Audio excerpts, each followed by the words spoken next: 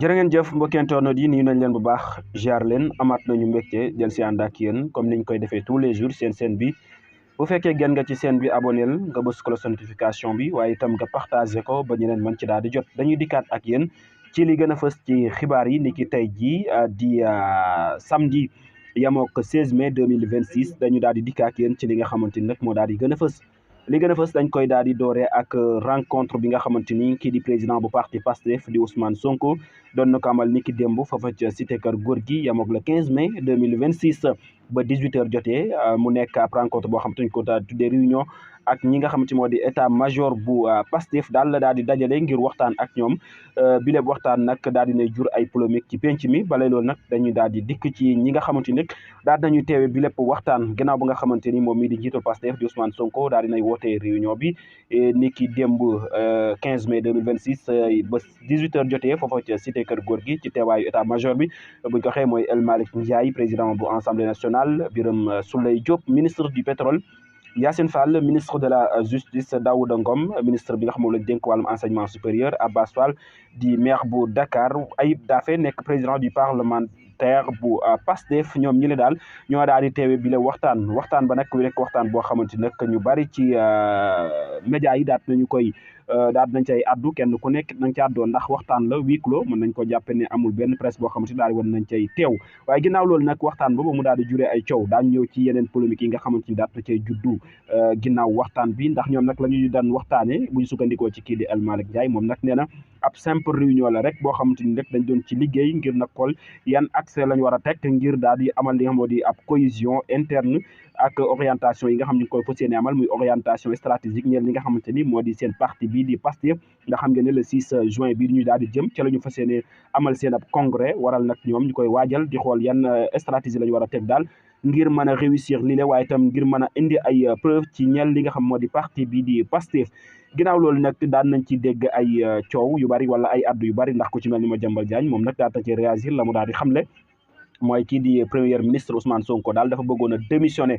ci parti bi ci poste premier ministre bi la ko ñeel nag mooy moom daal dafa jàpp ne ab complot daal nay am bu jóge ci président Bassirou Diomaye Faye ñeel mbirum Ndiaga Seck moom mi daal loolu la laa di xamle moom mi di Madiambal Diagne ci lu ni mel waaye nag ñu bari daal nañuy weddi yi le kàddu nga xam daal na koy wax ndax nag la nga xamante ni kii di El Malick Ndiaye daal na koy fësal ba mu génnee ca waxtaan ba wute na lool ak li nga xamante ni kii di Madiambal Diagne daal na koy fësal ca jamono boobu nag dañuy daal di desandi ba tey ci lu ni mel ndax wax nañ leen ko la fois passé que ni nag Pastef dañuy waajal ab congrès boo xamante ni na mën nañ koo amal niki le 6 bii ñu daal di dëgmal 6 juin ngir nag fas yéene xool naka la ñuy def ba tabbaat njiit lu bees maanaam koo xamante ni daal moo fas yéene nekk président bu parti Pastef waral nag ñu daal di ubbi sax li si ngir képp koo xamante ni rek bëgg nga nekk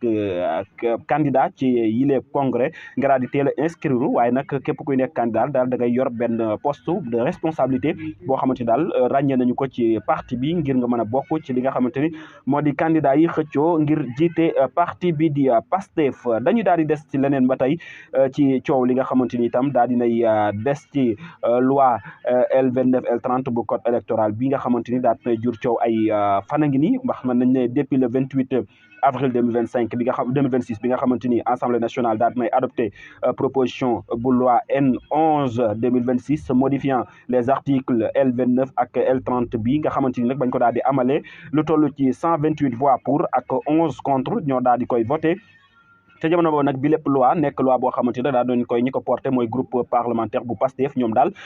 ñoo ko porté woon muy groupe majoritaire bi daal ñoo porté woon bi lépp loi ngir xool naka lañ koy modifier ndax ñoom nag dañoo jàpp ne loi bi daal kii di Macky Sall moo ko fi bàyyi woon ngir di faagaagal ay candidat am ñoom nag ñuy xeex loolu waral nag ñu daal di woon koy yóbbu Assemblée nationale ni ki le 28 avril ginnaaw loolu nag le 7 mai 2026 nag ba ñu ko daal di jébbalee kii di président Bassirou Diomaye Faye ni ki le 7 mai 2026 le président Bassirou Diomaye Faye nag daal di leen koy renvoyer bi lépp texte ñoom ñii di Assemblée nationale ngir di sàkku ñu daal di ci amal ab deuxième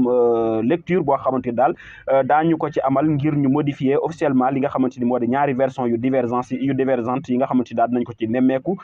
ñoom nag loolu la ci leen sàkku moom mi di président Bassirou Diomaye Faye ay erreur de matériel yoo xamante daal mën nañu sukkandiku ci article 75 bu constitution ba mu ko defee nag ñii di waa assemblée nationale daal dinañ koy jël ngir fas yéene ko daal di adopté waat waral le 9 mai 2026 daal la ñu daal di dajewaat daal di réadopté li nga xamante ni moo di texte bi nekk seconde lecture seconde délibération boo xamante daal dañ koy amal ci 128 voix pour waaye itam 5 contrôle yoo xamante ne dañ koy amal ginnaaw loolu nag ñu doon xaar ay ban fan a ngi ni ñu ko doon xaar depuis le 9 mai ba niki le 15 ñu doon xaar ndax président dina ko promulguer wala déet ndax nag bëri woon na ay coow ñu baree bari naan président dina ko promulguer wala déet ba waralan sax ñu naan bu ko promulguer wut kii di président bu assemblée nationale di El Malick Ndiaye am na droit daal di koy promulguer boobu ba léegi nag daal dinay des coow waaye nag ni ki démb di aljuma yamoo 15 mai 2026 daal ci la ñu xamle ne kii di président Bassirou Diomaye Faye daal dinay promulguer li nga xamante ni moo di loi bile ginnaaw ba nga xamante daal nañuy amal ab second adoption bu source bi nga xamante ne buñ ko sukkandikoo ñeel li nga xam moo di promulgation bi mu nekk lu effectif ci diggante le 11 jàpp le 15 boobu ba léegi nag lañ doon xaar waaye day mel ni président Bassirou Diomaye Faye daat na koy promulguer bu ñu sukkandikoo ci média yu bare bari daat nañuy xëy fësal loolu nag la ko daal di waral ndax jamono ji réforme bi nag daal dinay touché condition d'éligible ak d'inscription bu liste électorale bi la daal di touché bu baax a baax ndax nag bëri woon na ay candidats yoo xamante ni mën nañ ne loi bi moo leen teewoon a bokk ci élection yi ñu daal di génn muy élection 2024 yi ñu daal di génn ñi bokkut ñu ci bare bari mën nañ ne loi bi moo leen empêché ku ci mel ni premier ministre bi nga xam actuellement mooy ministre di Ousmane Sonko nekk président bu parti Pastef mën nañ ne loi bi moo ko daal di woon te bokk ci li nga xam moo di élection présidentielle yi ñu daal di génn ba tey nag bi lépp loi ñii di opposition bi nag ñoom dañ ko daal di jël jàpp ne nag loi bi daal nañ ko daal di tuddee loi bu Sonko ndax ñoom jàpp nañ ne majorité bi nga xam mooy majorité bu Pastef daal dañoo taxaw temm ngir raxas seenu candidat ngir waajal élection présidentielle 2029 yi ñu daal di dëkkmal ñoom loolu lañ jàpp nag dañoo jàpp ne daal Ousmane Sonko ba tey inéligible dafa inéligible ngir mën a bokk ci yenn élection ñoom nag dañu daal di pare pour supprimer ko loolu opposition bi wax ngir mën a bokk ci élection 2029 yi ñu daal di dëkkmal waaye ci ak fàttali kii di Ousmane Sonko voté woon na élection législative yi ñu daal di génn te ku voté mën nañ ne éligible nga kon boo mën nañoo jàpp ne moom éligible na kon loi bi opposition bi daal dañoo jàpp ne loi wu Ousmane Sonko la majorité bi taxaw ci thème ngir daal di koy setal bala ñuy dem ci élection présidentielle 2029 dañuy daal di demaat ci beneen coow boo xamante nag ni ki démb ba tey ndaat mu ngi ci penc mi ñeel Ndiaga Seck mi nga xam ne rek ab homme politique la ñu daal di koy arrêté ni ki le 15 mai 2026 division des investigations criminelles di DIC ñoo ko daal di teg loxo moom nag contexte bi ñu ko daal di teggee loxo nekk na contexte boo xamante dafa ñeel mbirum arrestation bu ñu inscrire ci ay enquête ngir démanteler li nga xamante ni moo di ab réseau présumé d'homosexuel foofa ca Linguère Jolof ni lu toll ci ñaar fukk ak ñaar ci ay doomu aadama yoo xam daal dañ leen teg loxo jamono jile sax mën nañ ne placé nañ leen sous mandat de dépôt ñoom ñi daal bañ leen teggee loxo foofa ca Linguère